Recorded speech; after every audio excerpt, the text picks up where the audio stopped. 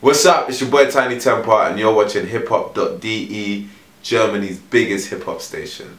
Yeah.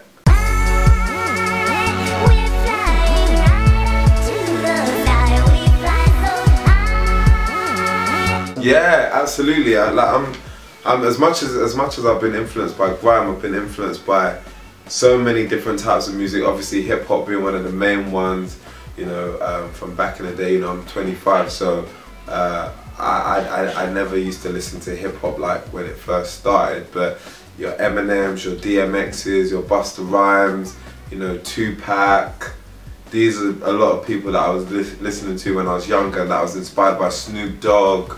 And then again, just in general, I think, you know, coming from England, from Britain, you know, there's so many different types of music that are probably more in your face than hip hop, which is something you probably have to discover yourself a little bit more. Exactly. I mean, like, to be quite honest with you, I think when you look at it like that, you know, Discovery went straight to #1. I can't even remember who was the competition around that time, but this time around, music is constantly changing and evolving, and then we have, you know, the biggest artists of the decade, regardless of any genre, drop an album in the same week as mine.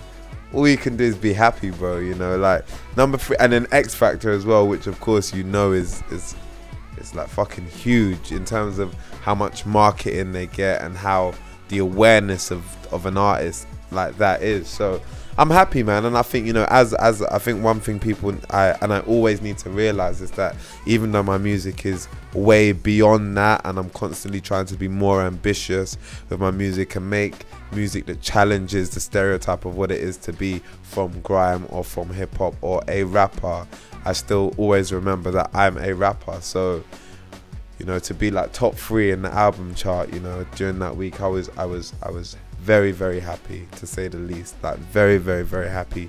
And for me now, you know, I feel like people listen to music a little bit different now. You know, I think people are tired of being fed, you know, things that are constantly in their face that people tell them to like. And I think, you know, there's so many avenues now, you know, if you look at, you know, even YouTube or Spotify, where people can become the creator, or even hiphop.de, where people can discover, you know, amazing new things and new artists and decide for themselves who they like. You know, I'm just very happy, man. And I think now for me it's just about just bringing it to life tour wise, man. I just want to tour a lot, and I just want to go out on the road in my band and just perform the fuck out of the album, man, and make people understand, you know, why I made it the way I did, why each song is on there, and yeah, you know, why I think it's such an amazing kind of body of work as well.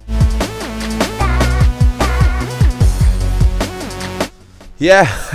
I mean, even away from my own shows, the O2 Arena is somewhere that I think once I did it, then I just found myself back there so many different times for other things, you know, some major events, some radio events. You know, it's a very big arena, so it's weird. I kind of just feel comfortable in that arena now, and I think that's a weird thing for like a 25-year-old rapper. Like, I don't know, even the famous Wembley Arena, sometimes, you know, they show a lot of comedians in Wembley Arena, and even when I go and I'm with my girl or whatever, I'm like, I sold this place out all by myself, like, you know. So that's a good feeling, and I think that's what, and I think that's the feeling that, you know, depending on who you are, but coming from where we've come from, it's a liberating feeling. It makes you feel like grand, and it makes you feel like anything is possible. You know, like when I see Kanye West and he's talking about, you know, doing designs for this person and designing Balmain and certain things in the Balmain range and whatnot, like, I believe him because of the fact I've been able to sell out an arena, if that makes sense. Like, the fact that was possible for me means that why couldn't that be possible for Kanye? I think one thing people know about me, if you haven't seen my show yet, like, I don't know what you're doing, man, seriously, because it's one of the craziest and most dynamic things that I've ever involved myself in. Yeah, that's definitely the plan. So like Germany, I've definitely got my eyes on Germany. I've been here a few times. I've been here with Usher, and we did the O2, and I supported him.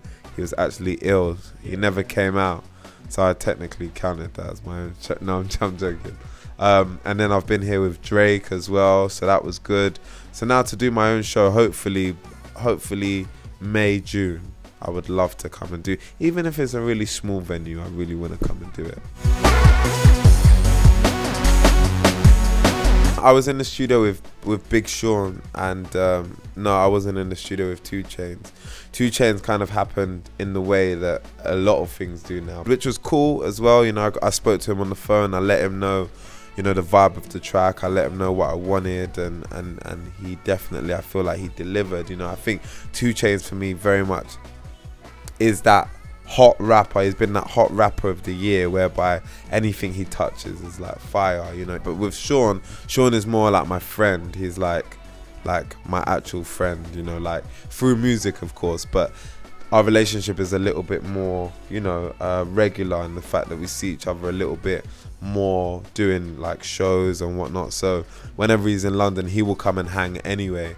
So yeah, we was in the studio for that, and that was great, man. That was amazing. I think one thing that I love being in the studio with American rappers, one of the reasons I love being in the studio with American rappers, is just to learn like their technique. I remember the first time I ever worked with an American rapper, or even an American artist, like all I was doing was just watching their habits, their mannerisms, how they approach things, whether they write it down, whether they take 2 hours or 10 hours, you know. And yeah, that was a great experience. And I think, you know, Sean is a talented guy, so it was great to get him on the album. And there's so many other like great artists on there too, like, you know, Dizzy, who, you know, is a very big British MC and is somebody who I started listening to when I was 13 years old. So to finally be on the track with him like 12, 13 years later is like a full cycle for me, you know. That's a very big thing. And then we have like Emily Sandé, who's doing great things, and we have Labyrinth, of course, who's great. So yeah, it feels good, man. It feels really good. Well, I mean, Zayn, like I get on with Zayn really well, and we were basically in Australia. We were doing like a tour together, and I was playing him some shit off the new album, and he was just like, I love it, I love it, I love it, I love it. Oh, that's nice, that's nice, that's great. And he goes, I have this track, and I was like, whoa. I didn't even know Zayn Lowe produces. Now I'm gonna hear some stuff that I don't like, and I'm gonna have to say yes because it's Zayn. But he played the song, and he played the instrumental, and I thought it was brilliant. Like, I thought it was brilliant. And he'd already sampled something I'd said from another track before that I did with Chasing Status. And yeah, I loved it, and I couldn't believe it. So I literally did the demo there and then in Australia. And then as well as Zayn, like we have tracks with the Chemical Brothers, Tom Rowlands from the Chemical Brothers, who, you know, doing that kind of collaboration was massive for me. And Alex the Kid, of course, who, you know, has worked with so many great people that I still want to work with. So yeah, it was a great recording process. Do you know what? Yeah, I hope so. With Drake, man, all I can say is that, you know, I hope so. I think when the time is right in both of our careers, you know, that's one thing that I've started to realize now as well. Everything happens, in my opinion, when it's supposed to, or it just never happens at all. And I think, you know, we've crossed each other's paths. You know, we've been on the same shows together, and we spoke, yeah, loads and loads. He's a great guy in general, just anyway, you know. So I think when the time's right, when the track is right, when I'm in the right place, when he's in the right place, where he, you know, he feels that that's something that could add to him as much as I feel like it would add to me, then why not, you know? And I feel, but the thing is, I feel like that with every artist I want to work with, whether it's Drake or Adele or Chris Martin or Stevie Wonder or whoever. Like, you know, I'm just trying to make the best music possible, hip hop or no hip hop, like grime or no grime. I just want to make the best music I can possibly make.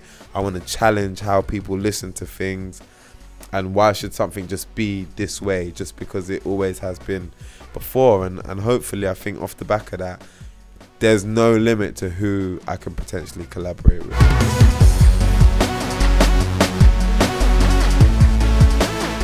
Yeah, oh yeah, aside from music, so many different things. Like we've got our own line. It's like it's basically like an entertainment everything. So as much as it's a clothing line, it's a management company, it's a label, it's a publishing company, and that's Disturbing London. And right now we're in Berlin, so we're Disturbing Berlin, and if we was in Paris, we'd be Disturbing Paris. It doesn't matter, you know, it doesn't matter at all.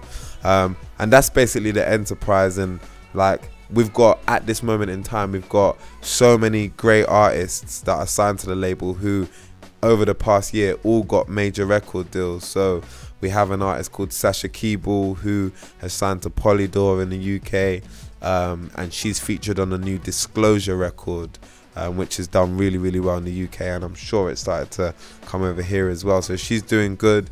And then we have a kind of trio called All About She, and they just signed to Atlantic over in the UK, and they just had like a top 20 single with a song called Higher, which you guys should check out. It's not hip hop, but it's a good vibe. So just, I see myself as a creative person, and if the right opportunity arises, I'm gonna take it and I'm gonna try it out. And it may not always be great, but sometimes it may be bloody amazing. So whether it's fashion, whether it's developing other artists, whether it's, you know, co-producing with somebody or trying to, you know, oversee someone else's project, I'm gonna do all of those things. And I think to even elaborate on that, in 10 years I want to be, I just want to contribute, you know, I just want to contribute as much creatively that I have in myself in all the different areas of creativity as possible. That's really it. The more and more I make sense of life, like that's just what it seems like you have to do for everybody in your own way. You know, your contribution may just be a little one, but that just may be what you have to contribute. And I think where I'm at now, I just want to, as many different things as I can do in this position, I want to do it.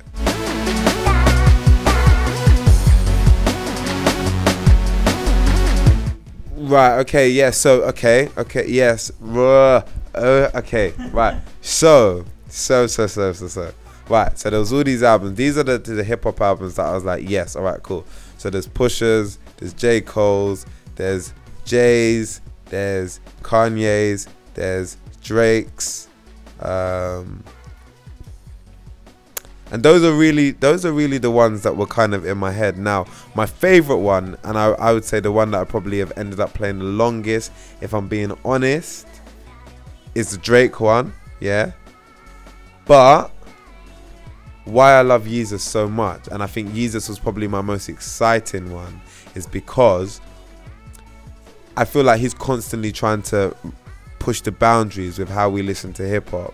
And he's always constantly trying to challenge it. Like, even when he came with his soulful samples, and then he done 808s and heartbreaks, and he was singing, and he's always trying to kind of like revolutionize what this is. And I feel like as a European artist, which I very much am, yeah, like a lot of influence has come from Europe on that Yeezus album. So in my opinion, the more and more Americans who listen to that and get used to that sound and hearing someone rap on that sound and accepting it because Kanye did it, even though we've been doing it for years and years and years and are still doing it now, and saying, yo, like, I just think it makes it easier for that next European artist or that next German or the next Brit that wants to try and go over to America or anywhere else in the world with their own kind of different edgy cool sound and make it happen. So Drake's has been my most consistent that I've had to listen to. I'm not gonna lie, because if you stole my laptop and you check my iTunes, that's what it would say. But Yeezus was probably my most exciting. Arsenal. Done. Arsenal. Exactly. It's one man red.